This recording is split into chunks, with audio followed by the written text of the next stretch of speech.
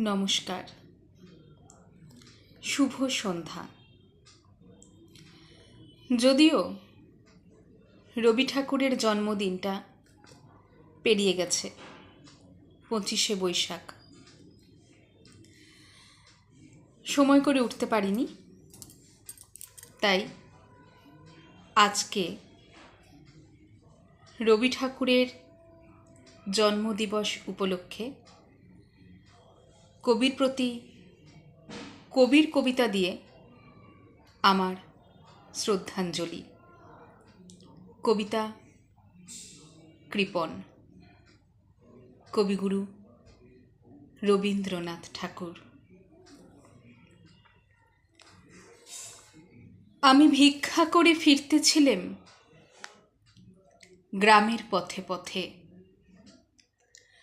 তুমি তখন চলেছিলে তোমার স্বর্ণরথে। অপূর্ব এক স্বপ্ন সম লাগতেছিল চক্ষে মম।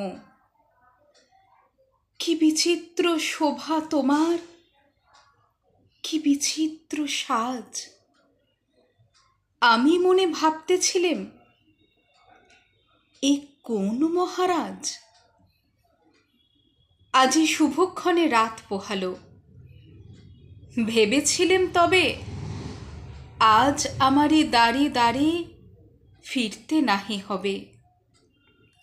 বাহির হতে নাহি হতে কাহার দেখা পেলেম পথে। চলিতে রথ ধন ধান্য ছড়াবে দুই ধারে। মুঠা মুঠা কুড়িয়ে নেব, নেব ভারে ভারে। দেখি সহসা রথ থেমে গেল আমার কাছে এসে। আমার মুখ পানে চেয়ে নামলে তুমি হেসে।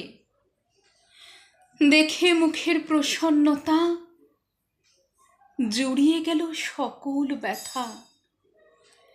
হেনকালে কিসের লাগি তুমি অকস্মাৎ আমায় কিছু দাও গো বলে বাড়িয়ে দিলে হাত।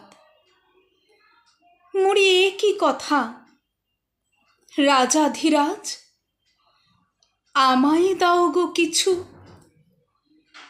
শুনে ক্ষণকালের তরে রইনু মাথা নিচু।